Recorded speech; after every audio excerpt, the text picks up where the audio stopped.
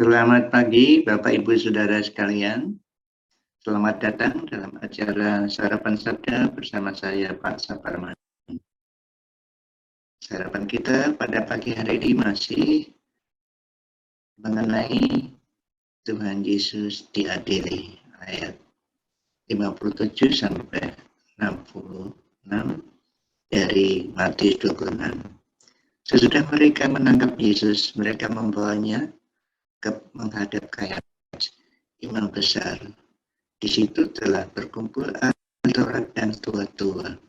Dan Petrus mengikuti dia dari jauh sampai ke halaman imam besar, dan setelah masuk ke dalam, ia duduk di antara pengawal-pengawal untuk melihat kesudahan perkara itu. Imam-imam kepala malah seluruh makam-makam mencari kesaksian palsu terhadap Yesus supaya ia dihukum mati. Tetapi mereka tidak memperolehnya. Walaupun tampil banyak saksi dusta, tetapi akhirnya tampillah dua orang yang mengatakan, orang ini berkata, aku dapat merobohkan bait Allah dan membangunnya kembali dalam 3 hari. Lalu imam besar itu berdiri dan berkata kepadanya, tidakkah engkau memberi jawab atas tuduhan saksi ini terhadap engkau? Tetapi tetap diam. Lalu imam besar itu kepadanya. Lalu kata imam besar itu kepadanya, demi Allah yang hidup, katakanlah kepada kami, apakah engkau Mesias, anak Allah atau tidak? Jawab Yesus, engkau telah mengatakannya. Tapi aku berkata kepadamu, mulai sekarang kamu akan melihat anak manusia duduk di sebelah kanan yang maha kuasa dan datang di atas awan di langit. Maka imam besar itu mengoyakkan pakaiannya dan berkata, ia menghujat Allah. Untuk apa kita perlu saksi lagi? Sekarang telah kamu dengar hujatnya. Bagaimana pendapat kamu? Mereka menjawab dan berkata, ia harus dihukum mati. Lalu mereka meludahi mukanya dan meninjunya. Orang-orang lain memukul dia dan berkata, cobalah katakanlah kepada kami, hei Mesias, siapakah yang memukul engkau?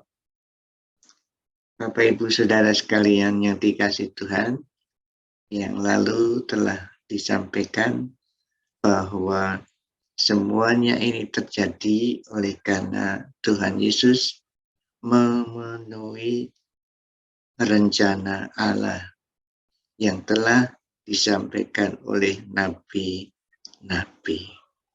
Jadi di sini jelas sekali ada orang yang sangat-sangat jahat sekali. Maka mereka sudah menentukan eksekusinya sebetulnya ya. Sudah menentukan keputusannya bahwa Yesus akan dihukum mati, lalu cari-cari akal supaya ada tuduhan-tuduhan. Dan mereka akhirnya menemukan. Kata Tuhan Yesus jelas sekali, engkau telah mengatakannya. Di waktu ditanya demi Allah yang hidup, katakanlah kepada kami, apakah engkau Mesias, anak Allah atau tidak? Yesus mengatakan ya, dan ditambah, anak manusia duduk di sebelah kanan yang maha kuasa dan datang dari awan-awan di langit.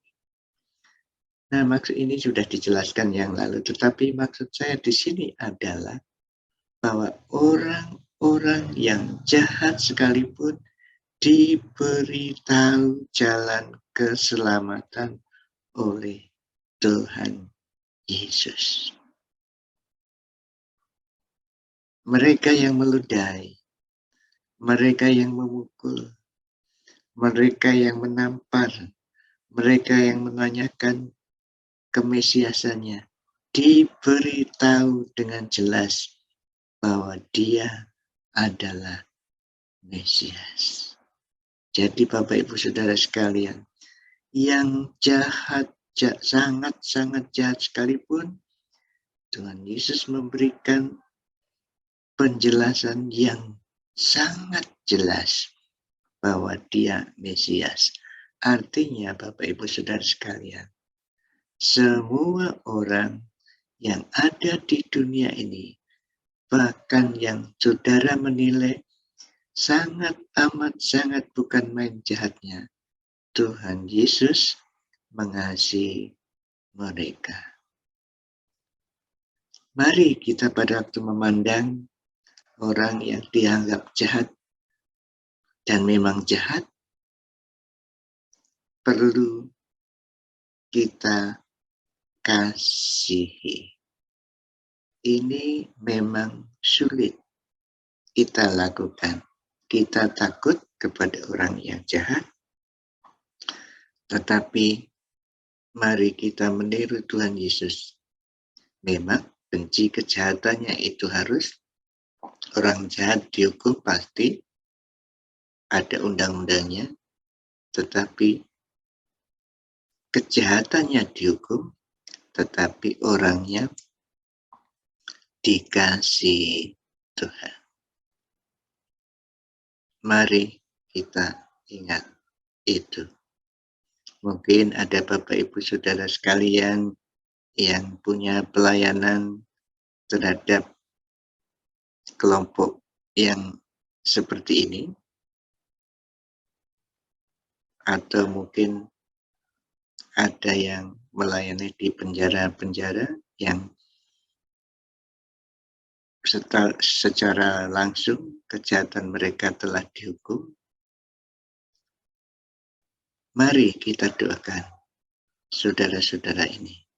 Kita mendoakan saudara-saudara yang melayani kelompok orang seperti ini, dan juga mendoakan orang-orang yang telah menjalani hukuman di penjara, supaya mereka mendapat kesempatan mendengar Injil, tetapi juga kelompok-kelompok yang kita tahu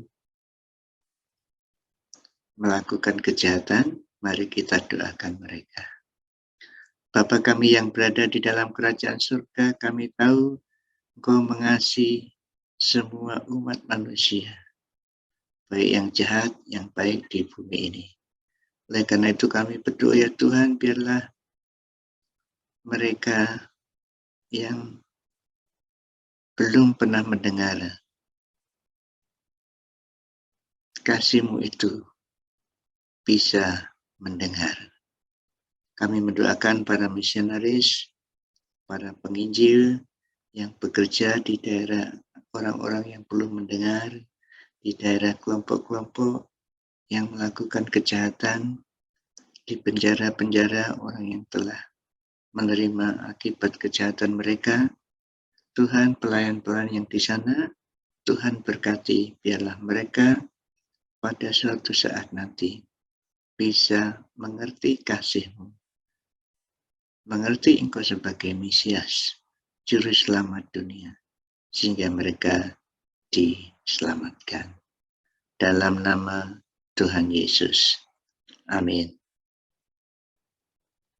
Selamat beraktivitas Bapak Ibu Saudara sekalian. Jangan lupa prokes COVID belum selesai. Pakai masker, jauhi kejahatan, jauhi kejahatan juga ya, tapi jauhi kerumunan, jaga jarak, sering cuci tangan, dan kurangi kegiatan kalau tidak penting di rumah saja. Tuhan Yesus memberkati Bapak, Ibu, Saudara sekalian. Amin.